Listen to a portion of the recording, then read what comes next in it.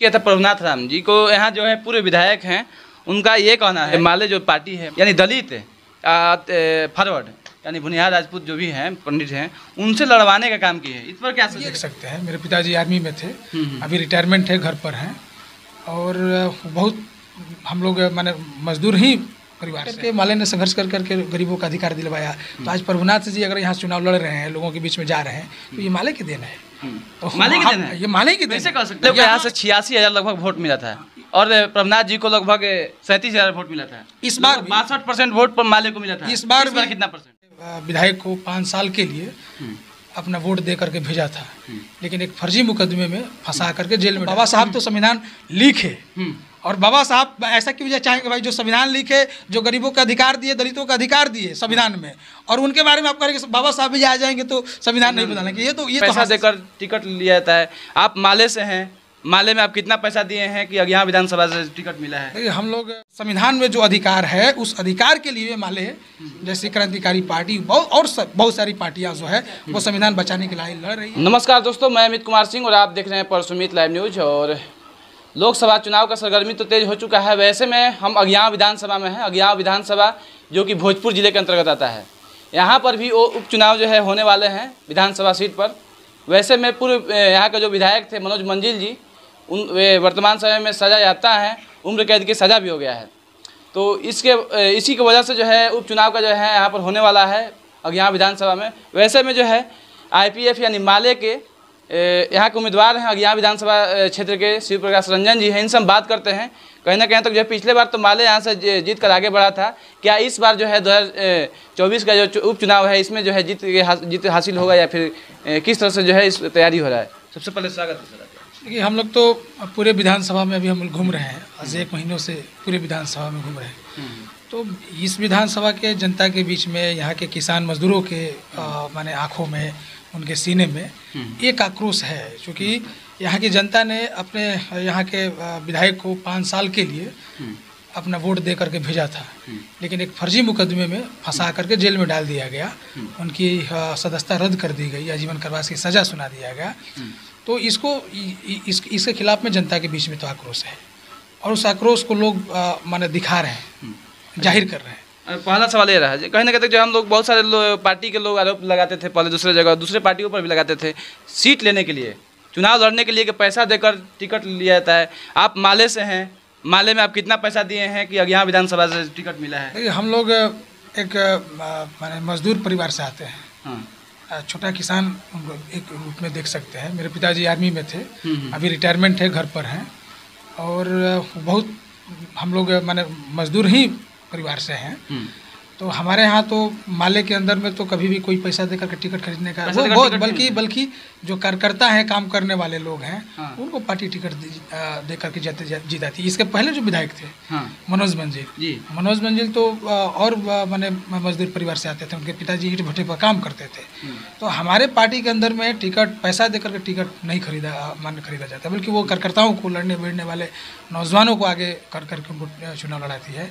तो हमारे यहाँ तो ऐसा तो नहीं है। हम अपने ताकत के दम पर, अपने संघर्ष के दम पर, और जो गरीबों की लड़ाई है, यहाँ के किसान मजदूरों की लड़ाई है, और लड़ने वाले नौजवान को, लड़ने वाले किसान को और लड़ने वाले लोगों को कैसे टिकट हासिल किए? मतलब हमको तो उम्मीद नहीं था कि हमें यहाँ से हम टिकट मिलेगा। हम पहले छात्र संगठन में से आयशा के राज्य के सचिव थे, लंबे समय से हम आयशा के यहाँ यूनिवर्सिटी, कॉलेज, स्कूलों में नेतृत्व किए हैं। उसके बाद इंकलाबी नौजवान समाज जो माले का युवा संगठन है, उसके हम अभी स्टेट सेक्रेटरी हैं। तो हम कार्यकर्ता हैं, लड़ने भिड़ने वाले लोग हैं। और अचानक जब मनोज जी की सदस्यता गई, यहाँ के सरकार ने उनकी सदस्यता जो रद्द किया, तो उसके बाद में पार्टी ने कहा कि भाई एक नौजवान के आप सदस्यता रद्द कर सकते हो, फिर एक नौजवान को आगे बढ़ाया, तो मौका दिया हमने। हम क्षेत्र में घूम रहे हैं, लोगों के बीच में जा रहे हैं और उनसे अपील कर रहे हैं कि भाई छात्र नेता के आगे यहाँ विधानसभा से चुनाव जीत कर आगे आएंगे। एकदम आएंगे। इसके पहले भी मनोज मंजिल छात्र ही नेता थे, वो नौजवानों के नेता थे, छात्रों के नेता थे, जीत करके गए। और जहाँ भी देखिए, हमारे पालीगंज से जो संदीप सौरभ है वो नौजवान के छात्र के नेता थे। अभी आपका डुमराव से हमारे संदीप ये अजीत कुशवाहा हैं, वो भी छात्र संगठन ऐसा से जुड़े हुए हैं। तो हमारे संगठन के अंदर में जो छात्र युवा मोर्चे पर काम करने वाले लोग हैं, किसान मोर्चे पर काम करने वाले, मजदूर मोर्चे पर काम करने वाले लोग हैं, उन सभी लोगों को पार्टी आगे बढ़ाती है, उनको विधायक बनाती है, उनको MP बनाती है। तो ये हमेशा हम लोग माने संसदीय मोर्चे पर भी और जनता के बीच में सड़कों पर भी हम लोग लड़ने भिड़ने वाले लोग हैं। हमने बात करने का कोशिश किया था प्रभुनाथ राम जी को, यहाँ जो है पूरे विधायक हैं, उनका ये कहना है कि वो भी दलित समाज से बिलोंग करते हैं। और जो माले जो पार्टी है, माले पहले जो है दलित और पिछड़ा यानी दलित फॉरवर्ड यानी भुनियार राजपूत जो भी हैं, पंडित हैं, उनसे लड़वाने का काम किए हैं। इस पर क्या सोचते हैं? ये देखिए, ये प्रभुनाथ राम अगर ऐसे बात बोल रहे हैं प्रभुनाथ जी, तो मुझे लगता है कि पहले तो उनको अपना पूरे भोजपुर के, पूरे देश के, पूरे बिहार के जो पिछला जो समय रहा है उसको आप देख लीजिए। माने गरीबों के यहाँ जो स्थिति थी, खाट पर बैठने का अधिकार नहीं था, कुर्सी पर बैठने का अधिकार नहीं था, वोट डालने का अधिकार नहीं था, जो संविधान में मिला हुआ अधिकार, लेकिन वो भी धरातल पर गांव में ये अधिकार नहीं था। तो ये माले ने माले ने संघर्ष कर करके गरीबों का अधिकार दिलवाया। तो आज प्रभुनाथ जी अगर यहाँ चुनाव लड़ रहे हैं, लोगों के बीच में जा रहे हैं, तो ये माले की देन है। तो माले की देन है, ये माले की देन कैसे कह सकते हैं? यहाँ जो लोग भी लड़ रहे हैं, खास करके दलित पृष्ठभूमि से आने वाले लोग हैं, या दलित बैकवर्ड लोग हैं, सब जो यहाँ आए हैं वो माले के संघर्षों की देन है, यहाँ के गरीब गुरबों की लड़ाई की देन है कि वो आज हम सीना से तान करके आगे चल रहे हैं। मतलब यहाँ के प्रभुनाथ राम जी विधायक बने थे। प्रभुनाथ जी अगर उनको वहाँ टिकट मिला है, अगर वो वहाँ पार्टी में काम कर रहे हैं, तो ये माले जैसी ताकत, वो यहाँ तो गरीबों का अधिकार ही नहीं था राजनीति करने का, अब वोट डालने का अधिकार नहीं था, खटिया पर बैठने का अधिकार नहीं था। आप पिछला इतिहास देख लीजिए, क्या गांव में समंती जो लोग थे वो आगे नहीं बढ़ने देते थे गरीबों को। इसीलिए आगे ये कहने के तो हैं, जिस पार्टी में है भाजपा के समर्थन से जो यहाँ आ रहे हैं, तो भाजपा तो यहाँ तो शोषण करने वाली पार्टी है, गरीबों पर अत्याचार करने वाली पार्टी है, यहाँ के किसान मजदूरों के हकूक़ को लूटने वाली पार्टी है। यहाँ का संविधान, अब तो संविधान खत्म करने की, बदलने की बात हो रही है कि संविधान को बदल दिया जाएगा। अगर संविधान नहीं रहेगा, संविधान है तभी तो हमारा अधिकार नहीं मिल पा रहा है, और संविधान अब बदल जाएगा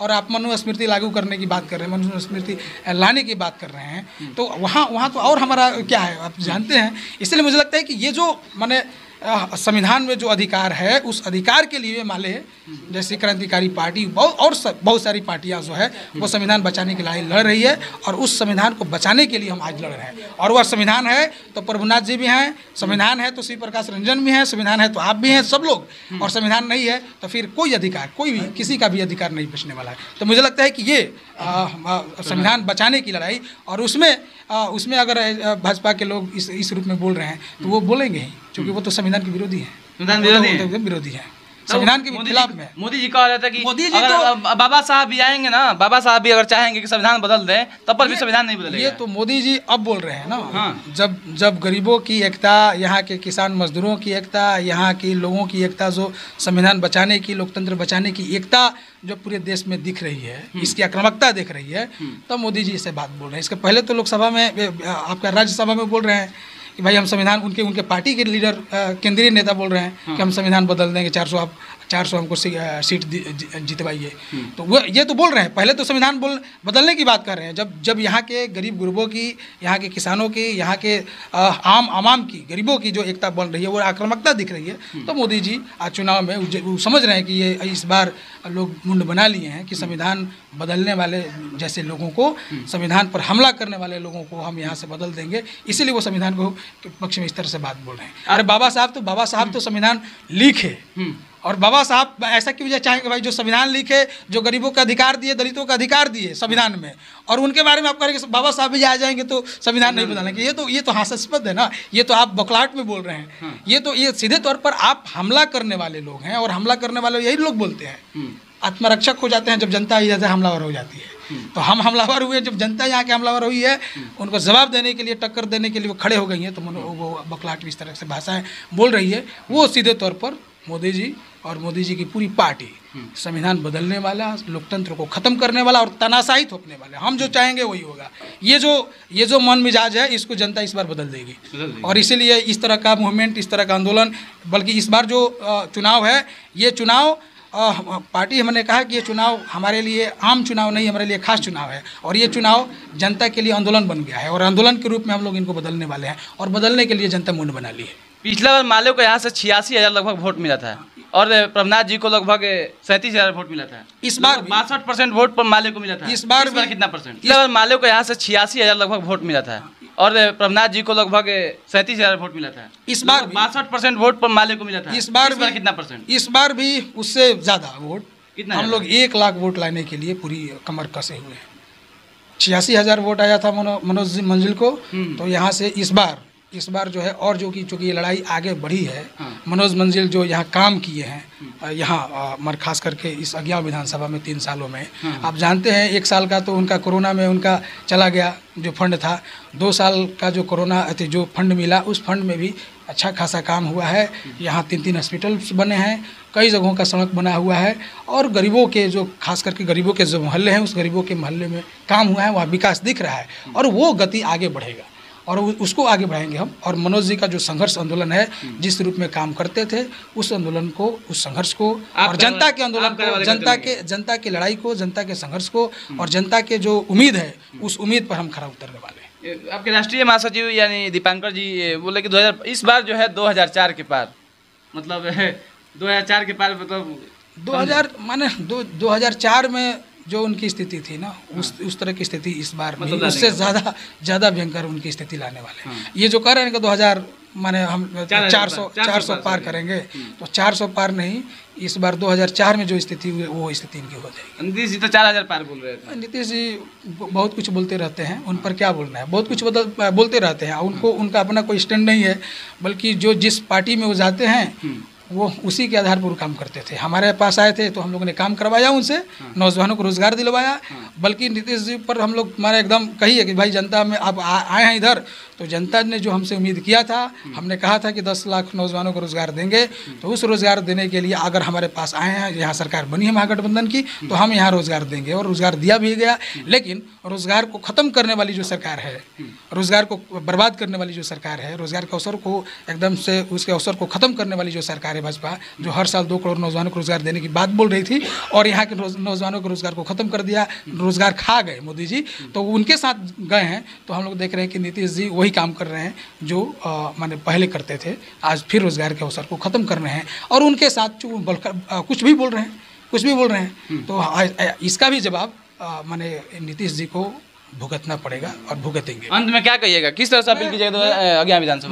मैं आपके माध्यम से अज्ञाव की जनता से यही अपील करूंगा कि अज्ञाव की जो विकास की बात है और अज्ञाव की मान सम्मान से लेकर के अज्ञाव की जो भी यहाँ के छात्र नौजवानों की जो रोज़गार और शिक्षा का जो सवाल रहा है, यहाँ के जो स्कूलों की जो स्थिति रही है, इस स्कूलों में कुछ सुधार हुए हैं, उसको हम लोग आगे बढ़ाएंगे और यहाँ के नौजवानों को रोज़गार के लिए और यहाँ के छात्रों के शिक्षा के लिए और किसान मजदूरों के लिए, किसानों के वहाँ के उनकी खेती के लिए, उनके आमदनी के लिए हम काम करेंगे और उनके संघर्षों को हम आगे बढ़ाते रहेंगे, उनके साथ कदम से कदम मिलाकर हम चलते रहेंगे। बहुत बहुत धन्यवाद। मेरा नाम शिव प्रकाश रंजन जी, बहुत बहुत धन्यवाद। देख सकते हैं जो कि अज्ञाव विधानसभा क्षेत्र के जो है IPF यानी माले के जो है उम्मीदवार हैं शिव प्रकाश रंजन जी, और जो है छात्र जीवन में जो है काफ़ी संघर्ष किए हैं बिरकुंवर सिंह यूनिवर्सिटी में और कई से बड़े ऐसे चुनौतियां जो है इनके सामने भी आई हैं। हालांकि जो है इस बार जो है सबसे बड़ा चुनौती जो है अज्ञाव विधानसभा है, किस तरह से जीत कराएंगे अज्ञाव विधानसभा में और विधायक बनेंगे। हालांकि पिछले विधायक मनोज मंजिल जी सजायाफ्ता हैं